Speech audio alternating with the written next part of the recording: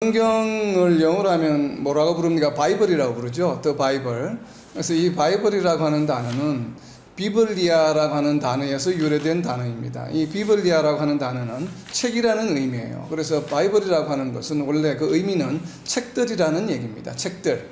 그리고 이제 성경을 나타내는 우리가 성경을 부르는 또 다른 영어 용어가 있죠. New Testament, Old Testament라고 이야기를 하는데, 이 Testament라고 하는 단어는 헬라어에 보면은 디아테케라고 하는 단어가 있는데, 디아테케라고 하는 단어는 언약을 말합니다. 그래서 이제 언약이라고 하는 단어에서 유래가 되어서 Old Testament, New Testament, 그러니까 옛 언약, 새 언약, 이렇게 해서 이제 구약 신약을 이 영어를 이제 한글로 번역하게 되면 구약 신약 이렇게 되겠죠.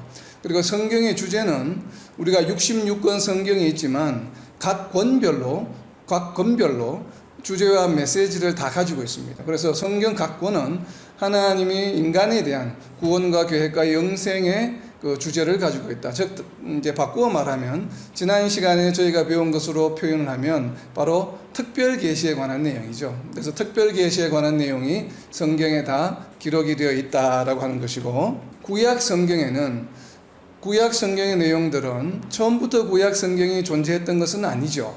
구약 성경이 존재하게 된 것은 성경에 따르면 가장 먼저는 모세가 기록한 모세오경입니다. 그래서 모세가 하나님의 영감으로 하나님의 성령의 이끌리심을 받아서 모세오경을 기록할 때 바로 구전되어 오던 기록한 것이 구약 성경인데, 하나님께서 사람들을 어떻게 선택하시고 또 축복하시고 약속의 땅을 주셨는가에 대한 내용이 주된 내용을 이룹니다. 구약 성경은.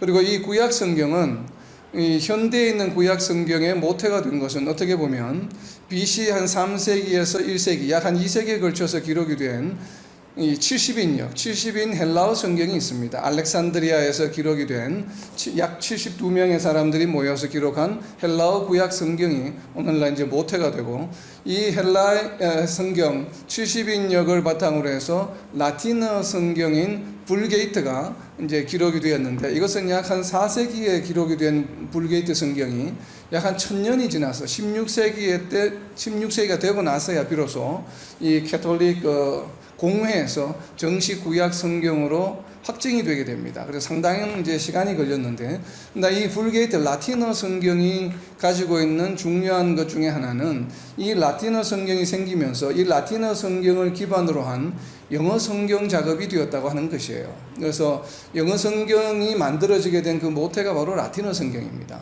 그러나 오늘날 우리가 가장 많이 알고 있는 영어 성경 중에 하나가 KJV 성경이잖아요. 킹 제임스 버전.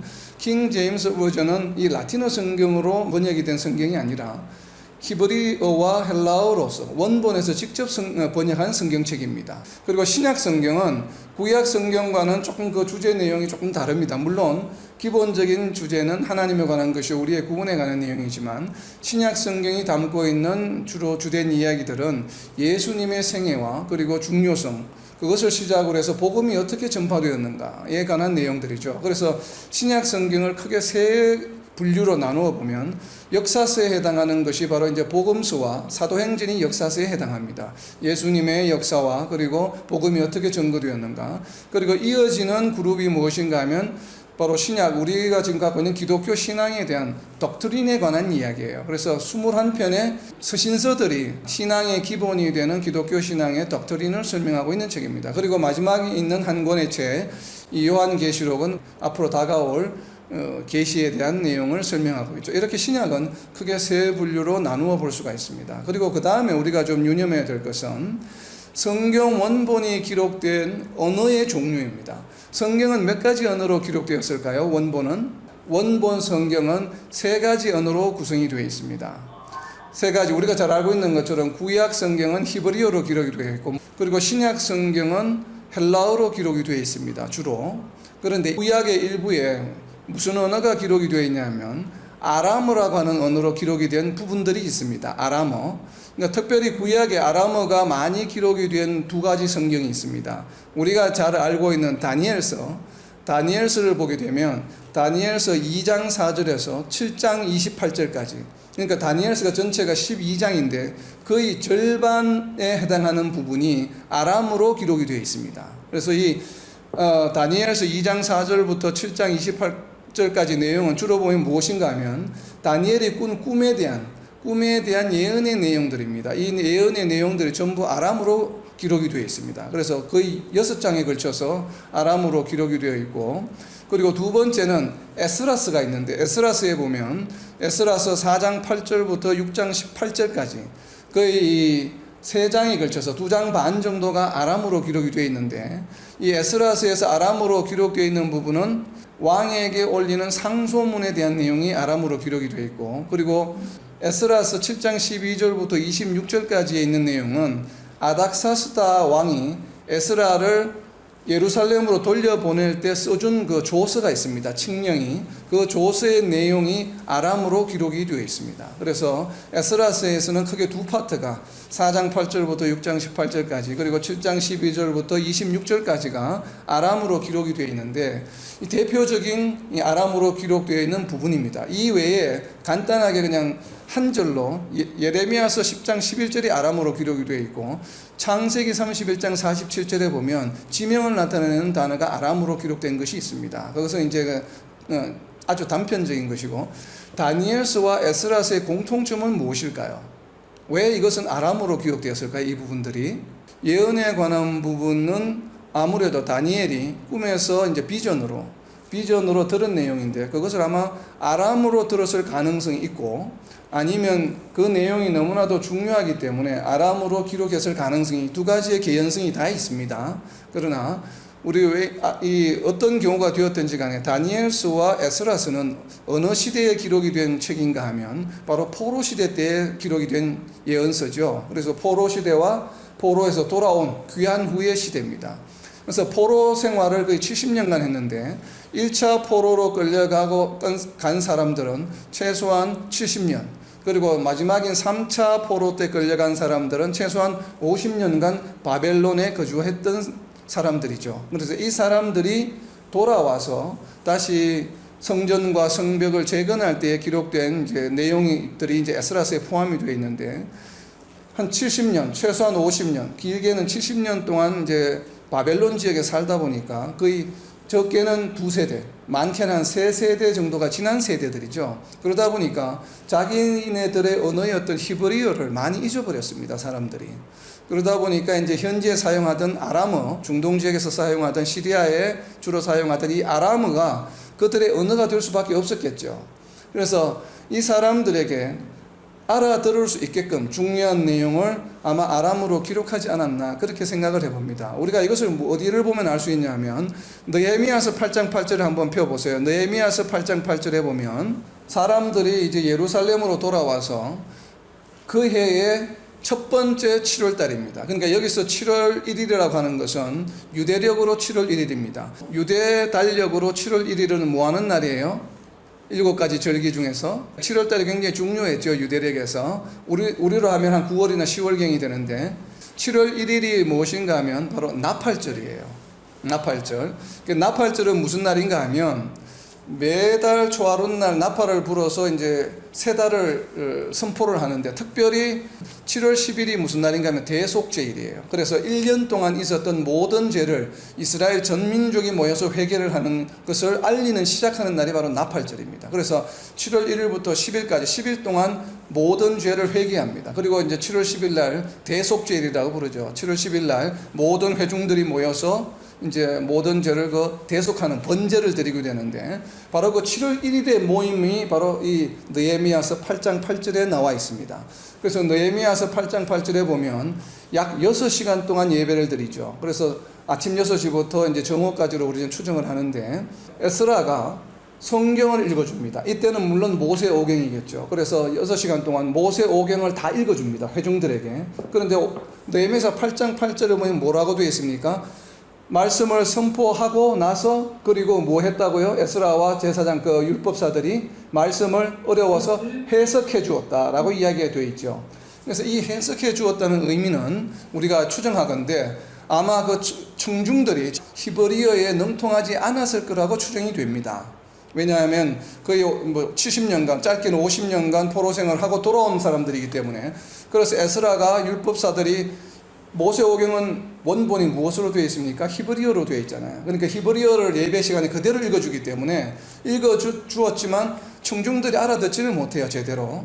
물론 일부는 알아들었겠지만, 그래서 이것을 아마 아람으로 다시 번역을 해서 해석을 해준 것이 아닌가, 그렇게 추정이 됩니다. 이스라엘 민족이 바벨론으로부터 예루살렘으로 이제 포로 생활에서 돌아온 이후로부터 그 팔레스타인 지역은 주된 공용어가 아람어가 됩니다. 성경은 히브리어와 헬라어와 그리고 일부 아람어로 기록이 되어 있습니다. 그리고 이제는 성경의 원본에 대해서 좀 살펴보면 유대인들이 구약을 어디에다 기록을 했냐면 송아지 가죽에 기록을 했습니다. 그래서 비교적 오래 보존이 가능했습니다. 송아지 가죽은. 그래서 그 원본이 남아 있어서 가장 오래된 원본은 현재 저희들이 발견한 것으로는 그 사해사본입니다. 이 사해사본이 구약의 지금 원본으로 저희들은 이제 추정을 하고 있습니다. 그런데 그 반면에 신약의 경우에는 지금 현재 현존하는 신약의 원본은 존재하지 않습니다. 신약은 송아지 가죽이 아니라 파피루스에 기록이 되었어요. 오래 보존되지를 못했어요. 그래서 이제 실제로 바울이 직접 기록한, 마태가 직접 기록한 그 원본은 아마 다 훼손되고 말았던 것으로 우리가 보여집니다. 그렇지만 거기에 대한 사본들이 굉장히 많이 존재를 합니다. 특별히 지금 우리가 가장 오래된 신약의 사본은 헬라어 버전은 언제 것인가 하면 약 2세기경에 기록이 되어 있는 파피루스에 기록이 된 그 헬라어가 전체가 있는 것이 아니고 이렇게 단편들이 존재합니다. 그리고 지금 저희가 우리 한글 성경도 마찬가지고 영어 성경에서 사용하고 있는 이 헬라어 신약 버전은 언제 기록이 된 것인가 하면 약 16세기에, 그러니까 약 1500년도죠. 그러니까 굉장히 신약 성경 원본이 기록이 되고 나서 약 한 1400~1500년이 흐른 이후인 16세기에 1500년대에 에라무스가 기록한 헬라어 버전이 가장 지금 어떻게 보면 원본의 역할을 하고 있는 헬라어 버전입니다. 그래서 16세기에 기록이 된 에라무스 버전, 이것을 텍스터스 리셉투스라고 부르는데 바로 KJV가 이 버전을 이용을 해서 영어로 번역을 한 것입니다. 일부 이제 성경 신학자들이 이 에라무스가 번역한 헬라어 버전인 텍스터스 리셉투스의 좀 퀄리티에 대해서 좀 의문을 제기를 했어요.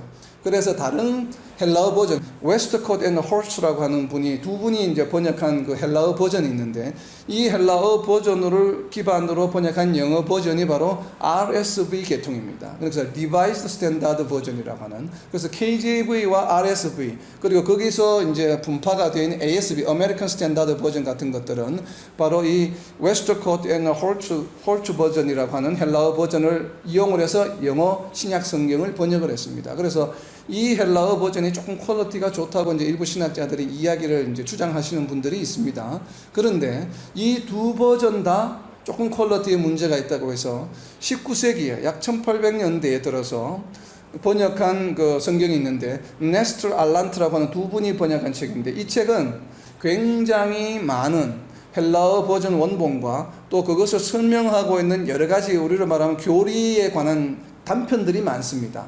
단편들이 이 성경으로 채택되지 않은 것들, 그런 것들을 참조를 해서, 그러니까 실질적으로 헬라어 내용을 공부한 다음에 비교 분석을 해서 그 뜻을 파악한 다음에 이것이 가장 헬라어 원본과 뜻이 맞을 것이라고 해서 헬라어 버전을 집필한 책이 바로 이 네스터 알란트라고 한 두 분이 이제 이어서 계속 이제 번역을 한 책이 있는데, 이것이 이제 19세기에 나온 번역본입니다. 그래서 최근까지 약 한 28차례에 걸쳐서 번역이 되었는데, 지금 우리가 사용하고 있는 영어 버전 중에 거의 대부분 KJV와 뉴 킹 제임스 버전을 제한 거의 모든 영어 성경은 바로 이 버전을 이용을 하고 있습니다. 그래서 가장 지금 영어 성경에서 가장 많이 사용하고 있는 버전인데, 이 버전 중에 특별히 1975년도에 발행이 된 26차 버전, 이 버전이 거의 모든 영어 성경에 기록이 되어 있습니다. 그리고 최근에는 이제 2014년도가 최근 것인데 2014년도에 28차 버전까지 나와 있습니다. 그래서 많은 성경들이 번역을 하고 이제 정보를 하고 개정을 할 때 이 버전들을 참조해서 지금 영어 성경으로 사용하고 있다라고 하는 것을 좀 참조로 해주시면 좋을 것 같아요. 성경에 보면 성경을 word for word, 단어 대 단어로 이렇게 직역을 하는 성경이 있고, 그리고 뜻을 파악을 해서 의역을 한 성경이 있습니다. 우리가 잘 알고 있는 KJV는 직역을 한 성경이고 NIV는 의역을 한 성경입니다. 그러면 우리 한글 성경은 지금 우리가 많이 쓰고 있는 것은 개역 개정이죠.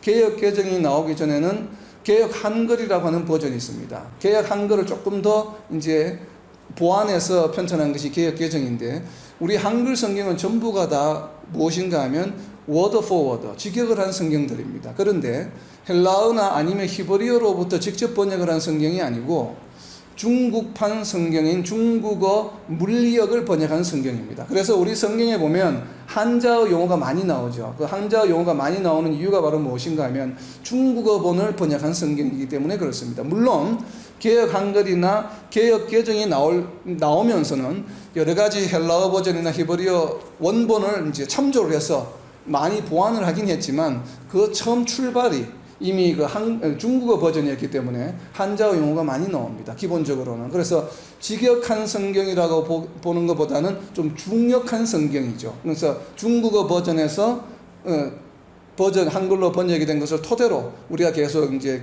보완을 해왔기 때문에, 중국어 버전은 헬라어나 히브리어에서 번역한 버전이냐? 그게 또 아니에요. 이 중국어 버전은 영어 버전에서 번역한 것입니다. revised 버전에서 번역이 된 것이에요. 그렇다 보니까 헬라어와 히브리 번역을 영어로 번역한 것을, 그 영어로 번역한 것을 다시 중국어로 번역한 것을, 중국어로 번역한 것을 다시 한글로 번역한 것이에요.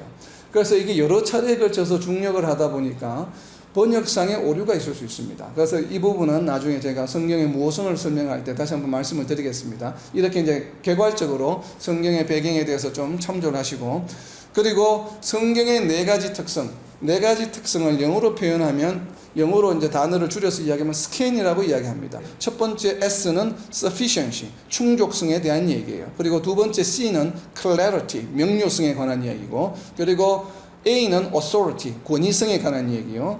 마지막 N은 necessity, 그러니까 필요성에 관한 얘기예요. 그러니까 성경의 충족성과 명료성, 그리고 권위성, 필요성에 관한 것을 영어로 표현하면 scan이다 표현하는 것이고, 외우기 쉽게 scan이라고 외우시면 돼요. 그리고 첫 번째 sufficiency, 충족성은 바로 무엇인가 하면 디모데후서 3장 16절에 나와 있는 것처럼 모든 성경은 하나님의 감동으로 된 것으로 교훈과 책망과 바르게 함과 의로 교육하기에 유익하다. 그래서 모든 내용의 충족성은 무엇에 관한 내용인가 하면 하나님에 관한 것이요, 또한 구원과 하나님을 의지하고 순종하며 살아가는데 필요한, 즉 다시 말하면 성도들의 삶을 살아가는데, 순종하며 살아가는데 필요한 내용들을 모두 포함하고 있다라고 하는 것이에요. 그래서 이것이 바로 충족성에 해당하는 내용입니다. 이것을 다르게 표현하면 우리는 하나님께서 말씀하시고자 하는 것, 즉 하나님께서 나타내시고자 하는 것을 지난 시간에 무엇이라고 배웠습니까? Revelation, 계시라고 배웠죠. 그래서 하나님께서 우리 인간들에게 말씀하시고자 하는 모든 내용들이 성경에는 다 포함이 되어 있다라고 하는 것이에요. 이것이 바로 충족성입니다. 이것을 반대로 이야기하면 우리 사람의 입장에서는 어떤 것인가 하면, 우리가 하나님께서 우리에게 하시고자 하시는 말씀이 무엇인지를 알고 싶은 내용들은, 그 주제들이 성경에 다 내용이 포함되어 있다라고 하는 것이에요. 그래서 우리가 하나님의 뜻, 하나님이 우리에게 하시고자 하는 말씀이 무엇인지를 알고 싶다면 우리는 성경을 보게 되면 그 안에서 발견할 수가 있다라고 하는 것이 바로 충족성의 의미예요. 또 다른 한 가지 측면은 무엇이 있냐면, 이 성경의 말씀을 보다 보면 우리 인간의 부족함을 발견하게 돼요. 왜냐하면 그 내용들은 무엇인가 하면 우리가 순종해야 될 내용들이에요. 그 순종해야 될 내용들을 보다 보면, 이거는 우리가 도저히 인간의 노력으로는, 우리의 의지로는 할 수 없는 것들이구나 하는 것을 발견하게 돼요. 이것을 발견하게 됨으로 인해서 우리는 구원의 길로 들어갈 수 있게 되는 것이에요. 왜냐하면 우리가 도저히 우리의 능력이나 의지로는 이 하나님의 말씀을 다 순종할 수 없기 때문에 우리는 누구를 의지하게 됩니까? 바로 성령의 인도하심, 하나님의 인도하심을 의지하게 되는 것이죠. 이것이 바로 믿음의 출발이 되는 것이죠. 그래서 우리가 성경을 통해서 바로 우리는 순종해야 될 것에 대한 우리의 한계를 발견하게 되는 것이 바로 이 성경의 충족성의 특징 중에 하나입니다. 그런데 우리가 주의해야 될 것은, 성경에 모든 것이 포함되어 있다고 해서 우리가 생각하는 모든 내용들이 포함되어 있는 것은 아니에요. 신명기 29장 29절에 보면 감추어진 일은 우리 하나님 여호와께 속하였거니와 나타난 일은 영원히 우리와 우리 자손에게 속하였나니 이는 우리에게 이 율법의 모든 말씀을 행하게 하심이니라. 감추어진 것들이 있어요. 우리가 신약 성경에도 보면 감추어진 것이 있죠. 마지막 때는 아무도 몰라요. 아들도 모르고 천사들도 모르고 아무도 몰라요. 오직 누구만 아셔요? 하나님만 아시는 것이에요. 그래서 우리가 마지막 때에 대해서는 성경에서 알 길이 없습니다. 우리가 알 수 없는 것, 하나님께서 감추어 놓으신 것은 포함되어 있지 않아요. 충족성 다음에 그 다음에 clarity, 명료성인데, 명료성은 어떤 의미인가 하면은 성령의 도우심을 간구하고 말씀을 실천하고자 함으로 말씀을 묵상하면 누구나 그 뜻을 알 수 있다는 것이에요. 이 명료성이 상당히 중요합니다. 우리가 성경의 명료성을 인정하면서도 교회를 치리하고 운영하는데 이 명료성에 좀 반하는 행위를 할 때가 많습니다. 성경의 명료성은 방금 우리가 나눈 것처럼 그 정의를 보면 누구나 그 뜻을 알 수 있다는 것이에요. 누구나 알 수 있다는 것의 의미는 뭐냐면 성경의 내용을 묵상해서 알 수 있는데 필요한 조건이 남자이거나 여자이거나 성별이나 나이가 많고 적음이나 학력이 높고 낮음이나 신앙의 경력이 하루가 되었던 30년이 되었던 그러한 경력이 좌우되지 않는다는 의미예요. 그런데 여기에 두 가지 조건이 있습니다.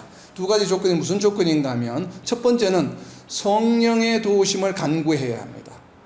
이 묵상할 때. 그리고 두 번째 조건은 무엇이냐면 말씀을 실천하고자 하는 의지가 있어야 합니다. 이 두 가지가 없다라면 여러분이 아무리 성경을 묵상해도 그 뜻을 제대로 이해하기는 쉽지가 않습니다.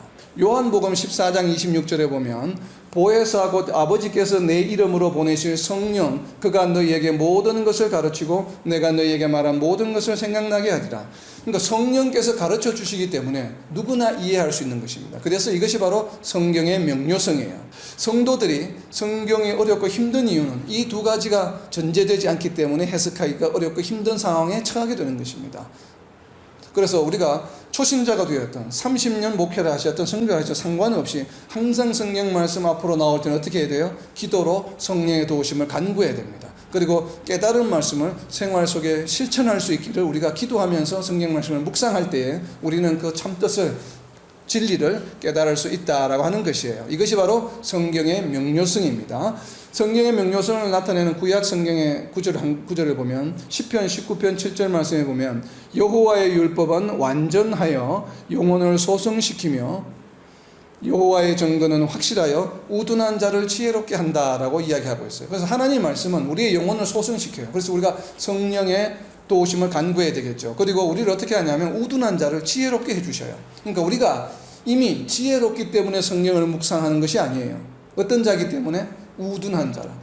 우둔해도 성경을 공부할 수 있어요. 왜요? 우둔한 자를 지혜롭게 해주시는 것이 바로 성경의 말씀이기 때문에 우리가 이것을 명심해야 됩니다. 항상. 그리고 세 번째는 권위성입니다. authority. 자, 성경에는 권위가 있다고 이야기를 합니다. 성경에 권위가 있는 이유는 무엇일까요? 왜 우리가 성경의 권위를 인정합니까? 하나님의 말씀이기 때문에 권위가 있는 것은 분명하죠. 그러면 그 다음 질문은 왜 하나님은 그런 권위가 있으실까? 이것을 우리가 제대로 이해를 해야 됩니다. 하나님의 권위가 있으시죠. 우리가 다 압니다. 하나님의 속성 중에 하나이기 때문에. 그렇다면 하나님이 권위가 있으신 이유는 무엇 때문에 권위가 있으신가 하면 하나님은 창조주이시기 때문에 권위가 있으신 거예요. 자, 물건을 만든 사람은 그 물건은 누구에게 속해 있습니까? 물건을 만든 사람에게 그 권리가 있는 것이죠. 그리고 하나님이 권위를 가지시는 이유는 하나님이 창조주이시기 때문에 그래요. 하나님이 이 세상을 창조하셨고 우리를 창조하셨기 때문에 우리에 대한 권리가 있으신 거예요. 그리고 이 권위가 있으신 분은 하나님이시기 때문에 그 말씀을 우리에게 직접 하실 수도 있죠. 때로는 본인이 직접 하시지 않고 누군가를 시켜서 그 사람을 통해서 대신할 수 있는 권한도 그분에게 있으시지요. 그 말씀을 듣고 또 묵상하는 우리는 그 말씀의 권위에 어떻게 해야 합니까? 순종해야 되는 것입니다. 성경의 권위성의 핵심은 무엇인가 하면 그것을 보고 듣는 자들로 하여금 순종하게 하기 위함입니다. 만약에 순종하지 않는다면 그 다음에는 어떤 현상이 일어날까요? 순종하지 않게 되면 그 다음에 다시 성경 묵상을 할 때 우리는 깨달을 수 있을까요? 없을까요? 아까죠. 안 되겠죠. 아까 명료성의 두 가지 조건이 뭐라고 그랬어요? 성령의 도우심을 간구하는 것, 그리고 그 깨달은 말씀을 실천하는 것이에요. 실천은 다르게 표현하면 순종이죠. 순종하지 아니하게 되면 가르쳐 주시기를 멈추신다는 것이에요. 우리가 이 원리를 깨달아야 합니다. 이건 우리가 체험하죠. 내가 성경 말씀을 순종하지 않을 때 성경 말씀 묵상하면 눈에 잘 들어옵니까? 안 들어옵니까? 안 들어오죠. 아무리 읽어도 안 들어오고 그냥 멍하죠. 근데 우리가 말씀을 잘 실천하고 막 이럴 때는 어떻게 해요? 그냥 보기만 해도 막 말씀이 글자가 살아있는 듯이 막 움직이는 듯한 것을 체험할 때가 있죠. 그냥 깨달아지는 것. 이것이 바로 역사예요. 우리는 성경의 이 특성을 잘 이해해야 합니다. 그래서 내가 지금 성경 말씀을 묵상하고 공부하는데 잘 이해가 안 돼요. 자꾸 뭐가 안 돼요. 집중이 안 돼요. 그럴 때는 무엇을 해야 돼요? 나 자신을 돌아봐야 합니다. 아, 내가 지금 뭔가를 순종하지 않는 것이 있구나. 그러면 성경 말씀을 공부하기 전에 무엇부터 해야 돼요? 순종하는 것부터 해야 돼요. 회개하고 기도하고 그리고 순종하는 것부터 노력할 때 다시 하나님의 말씀이 환하게 열려지는 것입니다. 우리가 이 원리를 깨달아야 돼요. 그런데 이 성경의 권위성이라고 하는 것은 무엇과 연관이 있냐면 성령의 이제 영감설과 무호성과 연관이 있습니다. 그리고 권위성의 핵심은 뭐라고 그랬어요? 성도들의 순종과 연관이 있다고 하는 것. 자, 네 번째입니다. 네 번째는 이제 필요성입니다. 여러 가지 필요성을 많이 이야기하고 있지만 오늘은 대표적으로 세 가지만 이야기를 합니다. 이 필요성은 복음을 전하는 복음과 성도들의 삶의 성경이 반드시 필요하다라고 하는 것이에요.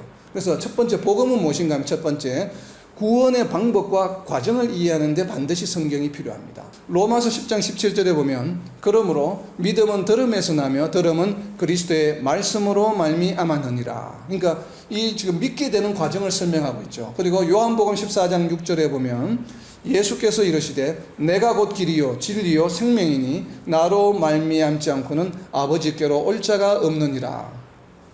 하나님께로 다가갈 수 있는 것, 우리가 구원받을 수 있는 길을 성경 말씀에는 분명히 기록하고 있습니다. 그래서 구원의 방법과 과정을 이해하는데 구원에 이르는데 반드시 성경 말씀이 필요하다고 하는 것이에요. 이것을 우리가 지난주에 공부한 일반 계시와 특별 계시와 연계하게 되면 이 네시시티, 필요성은 일반 계시와 연관이 있습니까? 특별 계시와 연관이 있습니까?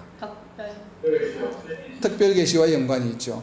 그래서 특별 계시가 없이는 구원에 이를 수 없습니다. 그렇기 때문에 우리는 유니버설리즘을 인정할 수 없는 이유가 바로 거기에 있습니다.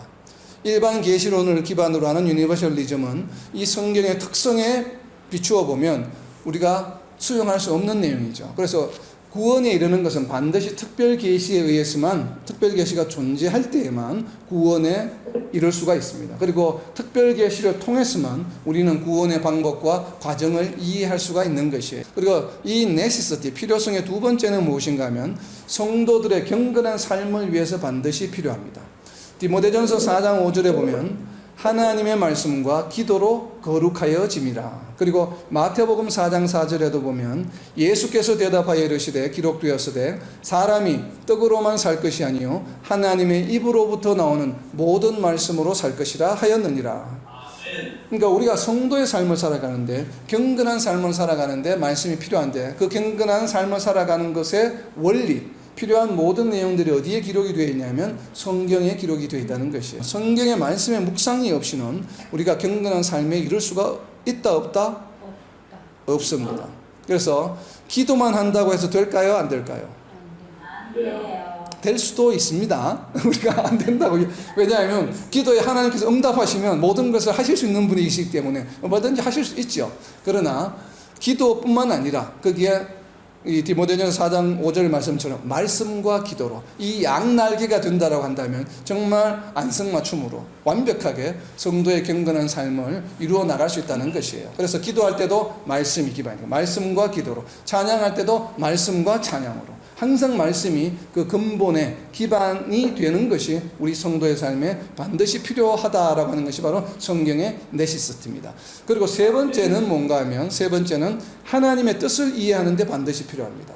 우리는 하나님의 뜻을 알기를 많이 간구합니다. 기도하면서, 우리 성도의 신앙생활 가운데서. 그런데 하나님의 뜻을 이해하기 위해서 물론 기도하면 기도 응답해서 가르쳐 주시기도 하시지만, 그러나 기본적으로는 하나님의 뜻을 이해하기 위해서는 우리는 반드시 성경의 말씀을 살펴보아야 합니다. 우리가 기도하고 나서 하나님의 뜻을 알았다라고 이렇게 말씀하고 표현하시는 분들이 있잖아요. 기도에 응답받았다고 하시는 분들, 이분들 굉장히 조심해야 됩니다.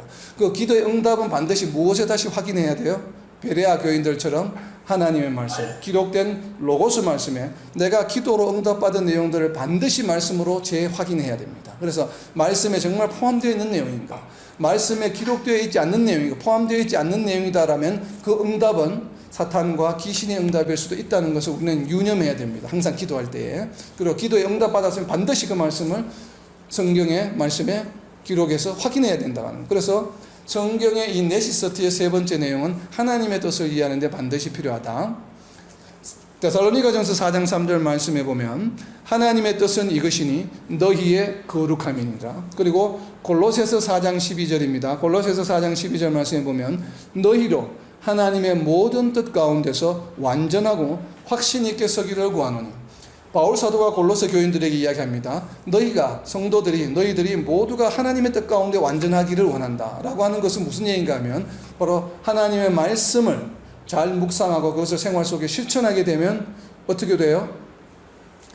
완전해질 수 있다라고 디모데전서 3장에서 이야기하고 있죠. 하나님의 말씀은 성령의 감동으로 된 것으로 17절 말씀은 뭐예요? 성도를 하여금 모든 사람을 하여금 온전하고 완전하게 하기 위함이다 라고 이야기하고 있기 때문에, 그래서 성도의 완전하고 확신 있게 서게 하기 위해서는 하나님의 말씀이 반드시 필요합니다. 이것은 신약 성경에만 적용이 되는 것이 아니고 구약 성경에도 적용이 됩니다. 구약 성경 시편 40편 8절에 보면 나의 하나님이여 내가 주의 뜻 행하기를 즐기오니 주의 법이 나의 심중에 있나이다 하였나이다. 이 시편 기자는 다윗인데 다윗이 기도합니다. 나의 하나님이여 내가 주의 뜻 행하기를. 그러니까 자기의 삶 가운데 하나님의 뜻을 행하기를 즐겁게 하겠다는 것이에요. 그런데 이 하는 방법이 무엇인가 하면 이어져 나온 내용이 시편 40편 8절을 보면 주의 법이 나의 심중에 있나이다. 당시에 주의 법은 무엇이겠어요? 구약 성경이죠. 전부 다 하나님의 법이 내 마음에 있다는 것이에요. 하나님의 법이 내 마음에 있을 때 어떻게 된다고요? 하나님의 뜻을 행하게 된다고 하는 것이에요. 이것은 오늘날 우리 성도들에게도 동일하게 적용이 되어야만 합니다. 우리 마음에 무엇이 있어야 돼요? 하나님의 말씀이 있을 때에 우리는 하나님의 뜻을 즐겁게 행하는 삶을 살아갈 수 있게 됩니다. 이것을 바울 사도도 설명했죠. 로마서 1장 28절에 보면 마음에 하나님 두기를 싫어하며 어떤 현상이 일어납니까? 29절부터 31절까지 21가지의 죄악에 빠지게 됩니다. 그러니까 우리가 마음에 하나님 두기를 싫어하게 되면 죄악에 빠지게 돼요. 남을 비방하게 되고 수금거리게 되고 여러 가지 나쁜 일들을 자꾸 하게 된다 이 말이에요. 그러나 마음에 하나님의 법을 두기를 즐거워하게 되면 어떻게 돼요?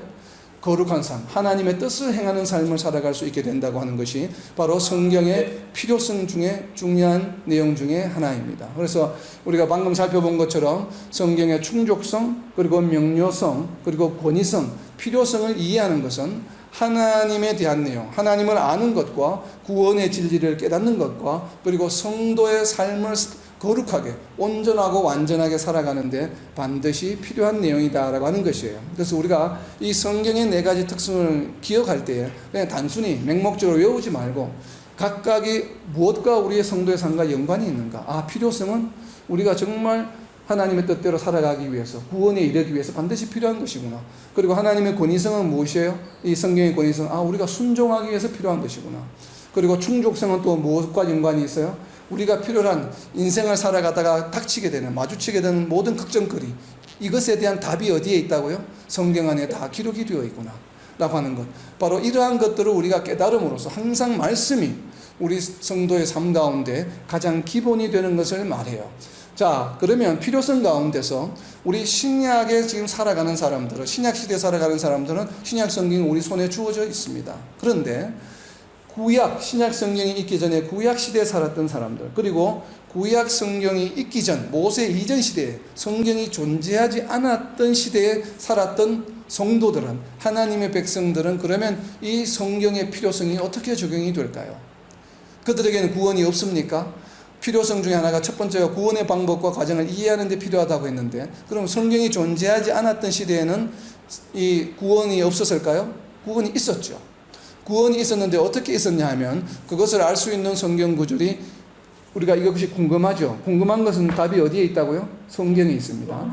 히브리서 11장 13절에 있습니다. 히브리서 11장 13절에 보면 구약 시대, 성경이 존재하지 않았던 시대에 살았던 사람들, 그리고 신약 성경이 존재하지 않았던 시대에 살았던 사람들은 그러면 이 성경의 필요성이 어떻게 충족되었는지를 히브리서 11장 13절에서 기록하고 있습니다. 이 사람들은 구약 시대의 사람들이요, 성경 이전에 있었던 사람들을 말합니다. 이 사람들은 다 믿음을 따라 죽었으며, 그러니까 성경의 내용은 몰랐지만 구원의 진리에 대해서는 몰랐지만 무엇에 따라 죽었다고요? 믿음, 하나님의 말씀에 믿음에 따라 죽었으며, 약속을 받지 못하였지만, 예수 그리스도에 대한 구원의 약속은 받지 못하였지만 무엇을 했다고요? 이 약속을 멀리서 보고 웰컴하며 환영하며 또 땅에서는 외국인과 나그네임을 정언하였다. 그러니까 어떻게 했다고요? 예수 그리스도에 대한 구원의 진리의 말씀에 명확하게 정확하게 존재하지 않았지만 그것을 어떻게 했다고요? 멀리서 바라보며 그것을 메시아를 보내주실 거야. 구약에는 메시아에 대한 얘기가 많이 나오잖아요. 이사야도 나오고 예레미야도 나오고 그 말씀을 믿었다는 것이고, 그 말씀들이 존재하기 이전 시대에 있었던 사람들은 그냥 하나님의 말씀을 믿은 것이에요. 아브라함 시대에는 성경이 존재하지 않았잖아요. 아브라함 시대에는 아브라함을 하나님께서 어떻게 부르셨어요? 말씀으로 바로 부르셨잖아요. 그리고 하나님의 말씀을 믿었거든요. 그러니까 믿음으로, 바로 하나님의 말씀을 믿음으로 구원에 이르렀다. 그 시대에는 바로 이것이 말씀의 필요성이었다라고 하는 것입니다. 그래서 구약 시대나 신약 시대나 구별 없이, 제한이 없이 하나님의 말씀인 성경에 대한 필요성은 존재한다라고 하는 것이에요. 이것을 우리가 간과해서는 안 됩니다. 세 번째 토픽은 성령의 영감설에 관한 것인데, inspiration. 성경은 하나님의 계시를 정확히 기록할 수 있도록 성경 저자들로 하여금 성령께서 초자연적인 영향을 미쳤다라고 하는 것이에요. 그래서 이 초자연적인 영향력을 영어 성경은 영어 단어로는 superintendent하게 이제 관리 감독을 했다. 초자연적으로 그 성경 저자들을 컨트롤했다라고 이야기를 합니다. 그래서 그 결과로 성경에 기록된 모든 내용들은 하나님의 말씀이다라고 이야기할 수 있는 것이에요. 그래서 디모데후서 3장 16절에서 모든 성경은 하나님의 감동으로 된 것이다라고 이야기를 하는데, 그리고 이제 베드로후서 1장 21절에 보면 베드로후서 1장 21절에도 이와 유사한 말씀을 하고 있습니다. 예언은 언제든지 사람의 뜻으로 낸 것이 아니요 오직 성령의 감동하심을 받은 사람들이 하나님께 받아 말한 것입니다. 그래서 이 모든 예언은 성령의 감동을 받아서 하나님께로부터 받아서 기록했다라고 베드로 사도도 베드로후서 1장 21절에서 이야기하고 있습니다.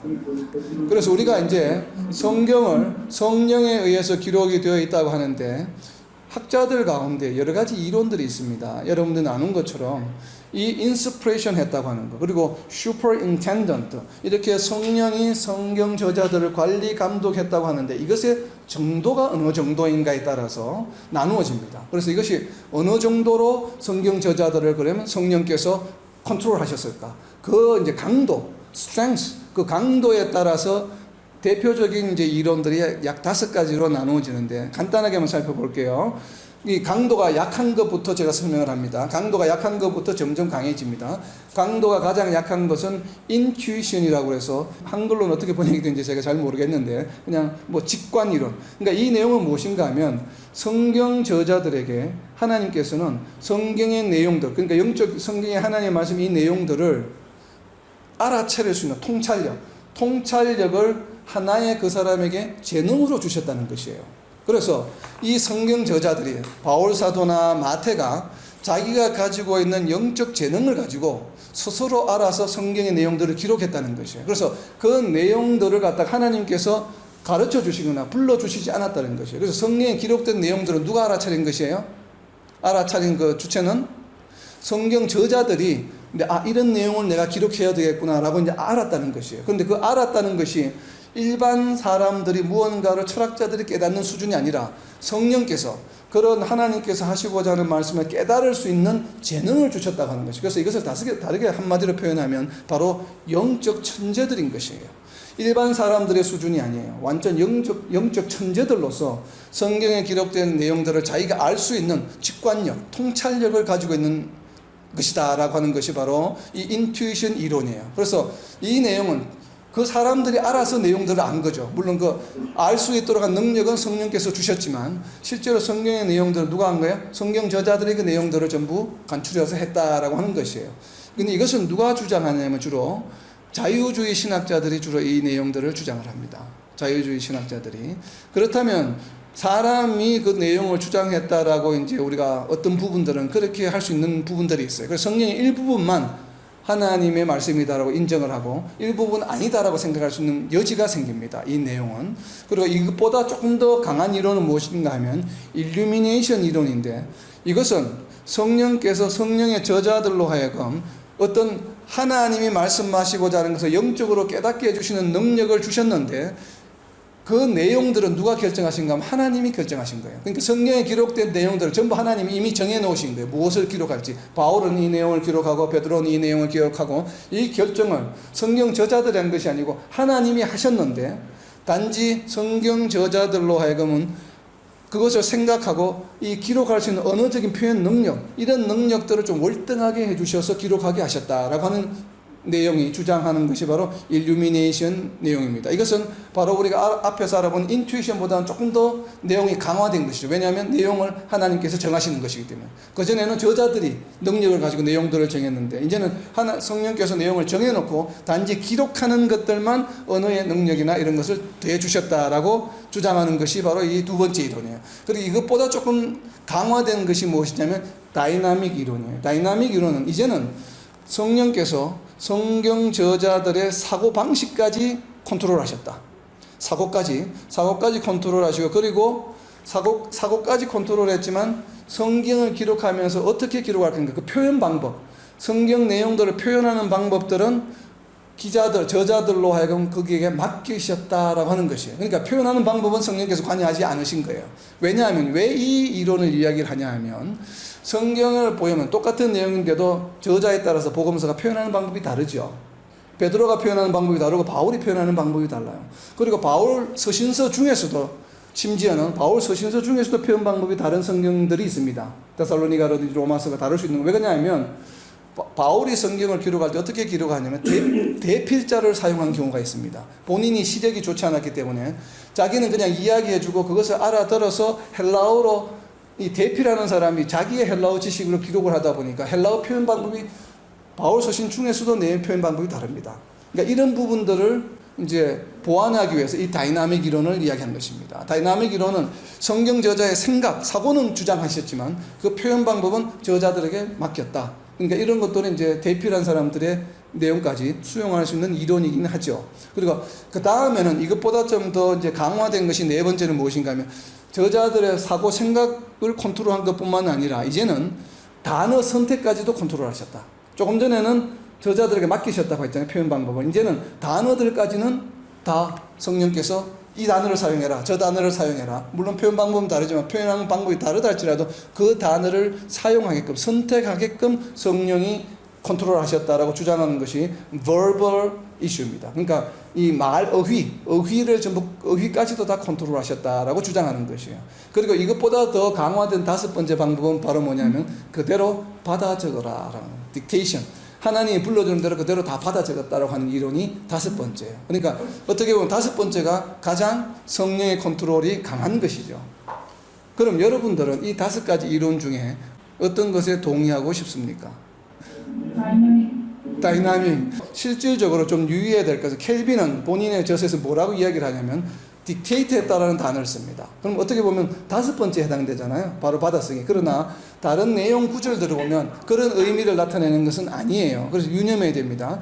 저는 개인적으로 이 다섯 가지를 어느 것에도 동의하지 않습니다. 왜냐하면 어느 것 하나가 완벽하게 표현하지를 못해요. 그래서 결론적으로 답은 무엇인가 하면 어떠한 방법으로 이 성령의 감동하심이 역사하셨는지는 우리로서는 알 수가 없다예요. 우리는 알 수 없어요. 성령이 어떻게 하시는 것이는.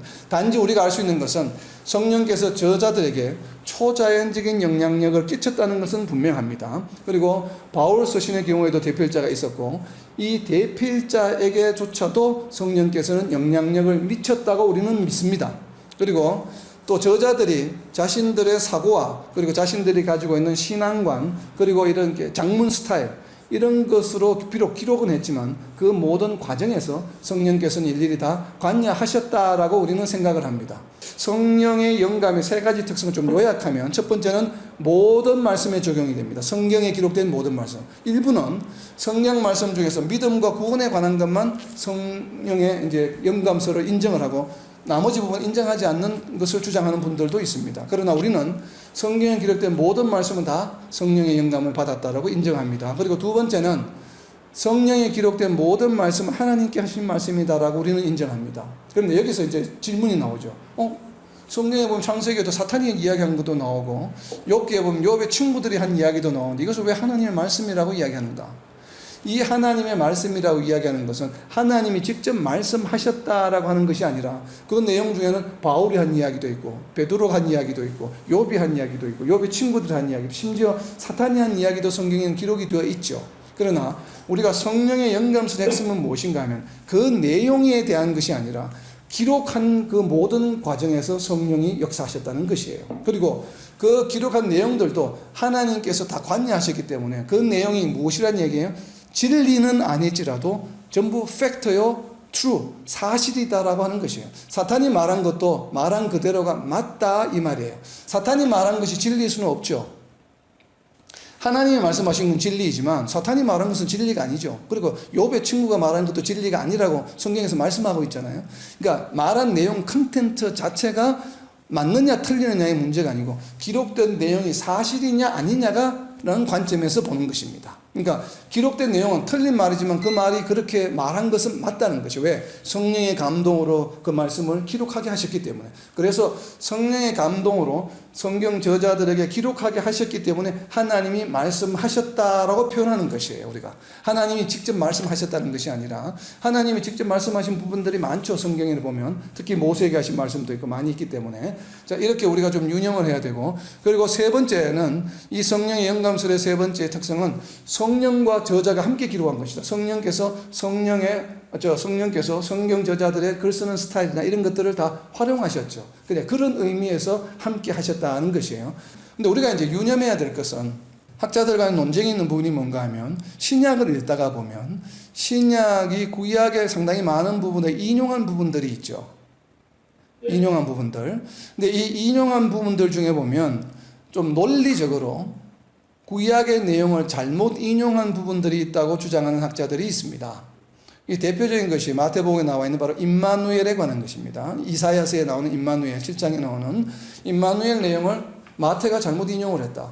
그런 의미가 아닌데 잘못 인용을 했다. 상당히 많은 신학자들이 이 부분을 잘못 인용했다고 논문도 발표하고 또 주장하고 동의를 합니다. 그렇지만 저는 개인적으로 그런 것에 동의하지 않습니다. 왜냐하면 성령의 영감설이라고 하는 것은 그 인용조차도 올바른 인용이다라고 우리는 인정을 합니다. 왜냐하면 신약 성경 저자들에게 성령께서 영감을 주셨기 때문에. 자, 그러면 무엇이 문제가 되냐? 왜 이것이 중요한 이슈가 되냐면 저와 여러분들이 성경을 공부할 때 누가 가르쳐 주셔요? 성령께서 가르쳐 주시죠. 그러면 성령께서 우리에게 영감을 주신 것이에요? 주신 것이 아니에요? 영감을 주신 것이죠.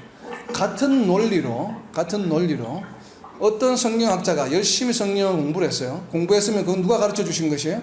성령께서 가르쳐 주신 것이죠. 성령의 영감을 받은 것이죠. 그래서 그것을 정리를 합니다. 이렇게 정리를 해서 이 말씀은 그러면 성경과 같이 권위가 있을까요? 없을까요? 신약의 저자들이 성령의 인도하심을 받아서 구약을 인용한 것처럼 우리도 동일하게 구약 성경을 인용해서 신약 성경의 내용을 해석하면 될까요? 안 될까요?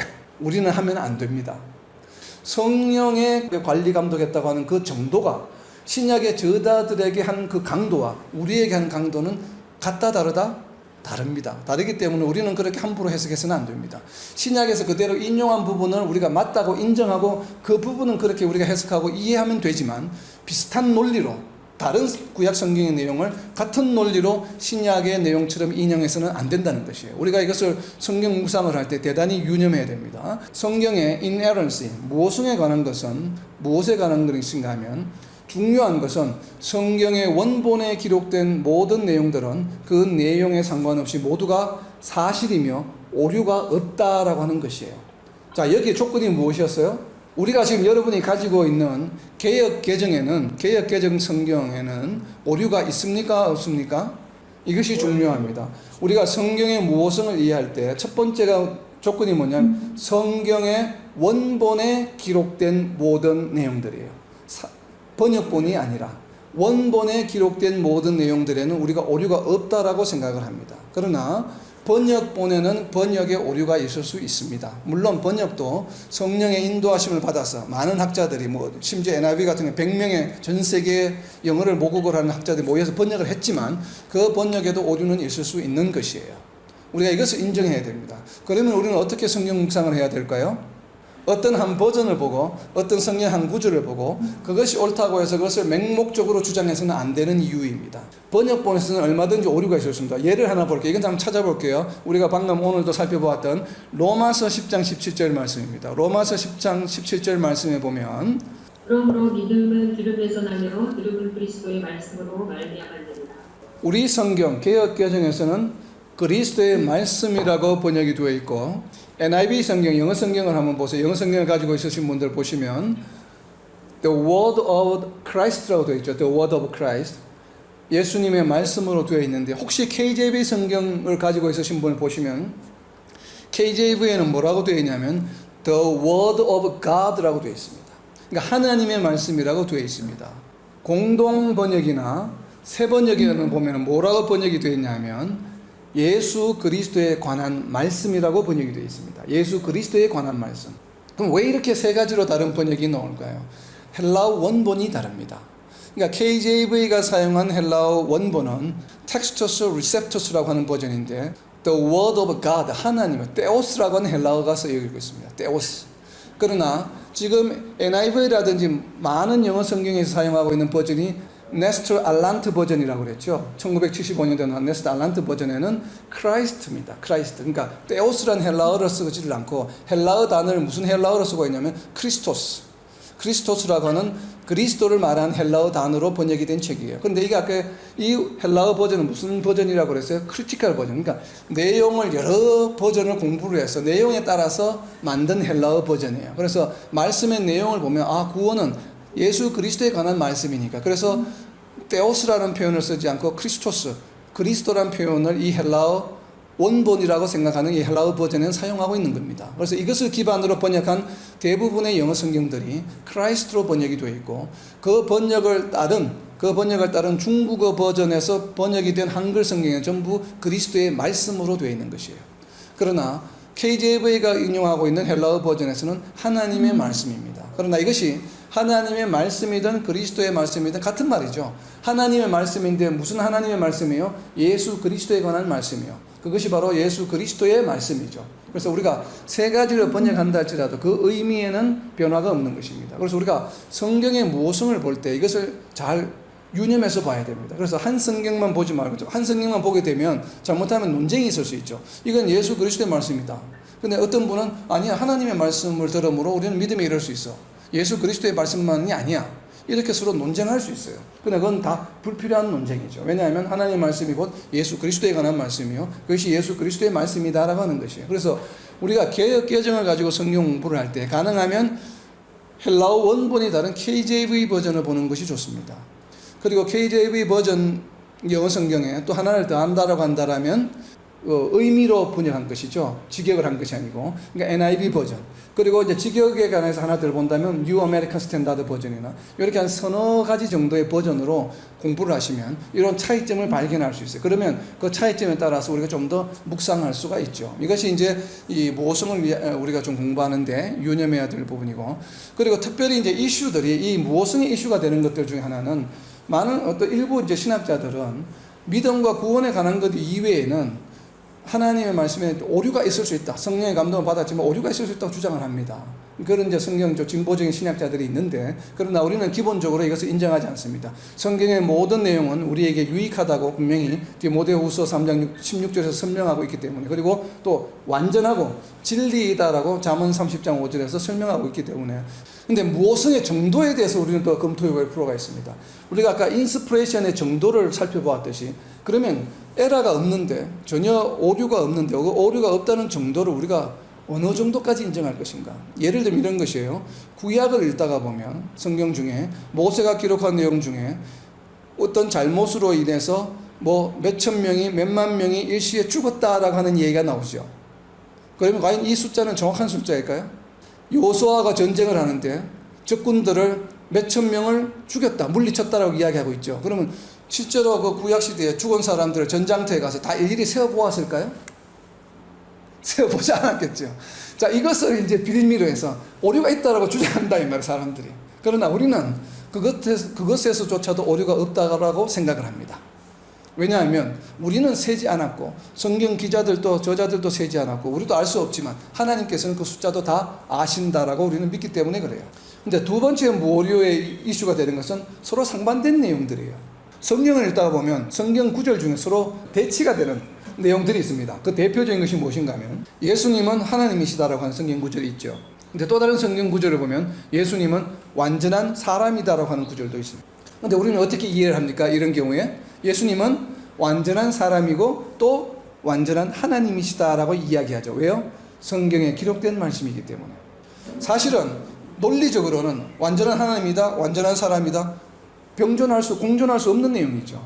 그렇지만 하나님이 기록하신 성경의 말씀이기 때문에 우리는 이 두 가지 말씀을 다 믿기 때문에 예수님은 완전한 하나님이시자 완전한 사람이다라고 인성과 신성을 다 인정하는 것이죠. 같은 논리로 성경을 읽다가 보면 많은 내용들이 나옵니다. 이 내용들 때문에 교단이 생겼습니다. 대표적인 것이 감리교와 이 장로교가 나누어진 이유 중에 하나가 바로 구원관에 관한 것입니다.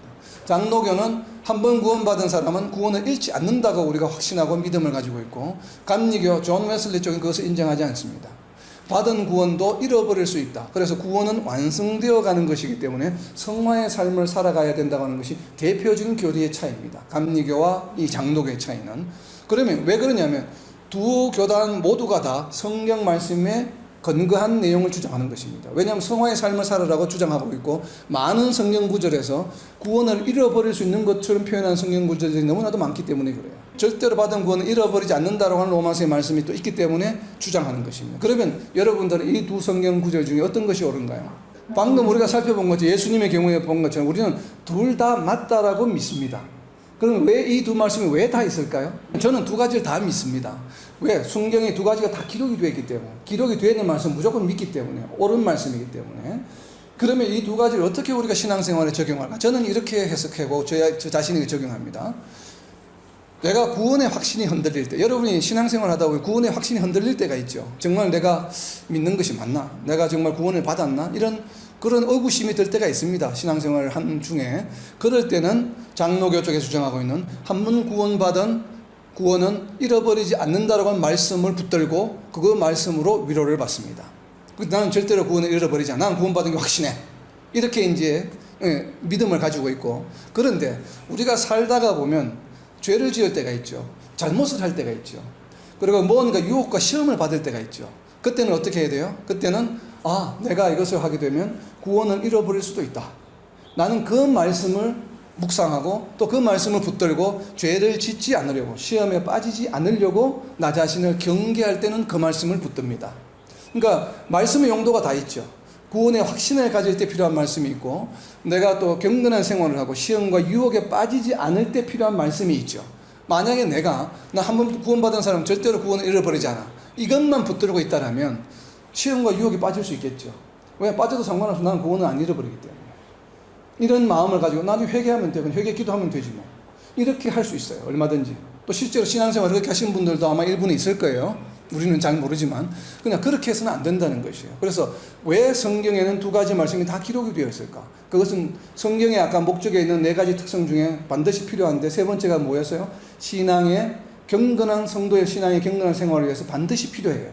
성경은 그 필요성에 의해서 이 두 말씀이 반드시 필요하기 때문에 있는 것이에요. 그래서 우리가 이 두 말씀이 서로 맞지 않는 것처럼 보이지만 사실은 신앙생활의 두 말씀이 다 필요로 하다라고 하는 것이에요. 그래서 결론적으로 말씀을 드리면 성경에는 기록된 모든 것에 오류가 없음을 우리는 믿습니다. 그리고 신약 성경의 저자들 또한 구약의 많은 내용들을 그대로 인용하고 사용했지만 우리는 성경의 모성을 입증하는데 그 모든 것들이 중요한 증거가 있기 때문에 성경에 기록된 모든 말씀은 하나님의 감동에서 된 것이고 오류가 없고 또 우리가 구원에 이르는데 반드시 필요하고 또 우리의 경건한 신앙생활을 하는데 반드시 필요하기 때문에 우리는 날마다 이 말씀을 묵상하고 또 성령의 인도하심을 도우심을 간구하고 묵상하면서 또 무엇을 해야 된다고요? 그것을 실천할 의지를 가지고 반드시 순종할 때에 성경을 묵상하는 우리 이런 발전과 경건한 신앙생활을 계속 전진할 수 있다는 것을 우리는 믿습니다. 바로 이러한 믿음을 가지고 전진하는 우리 BKC와 모든 성도들 되시기를 예수님의 이름으로 선포합니다.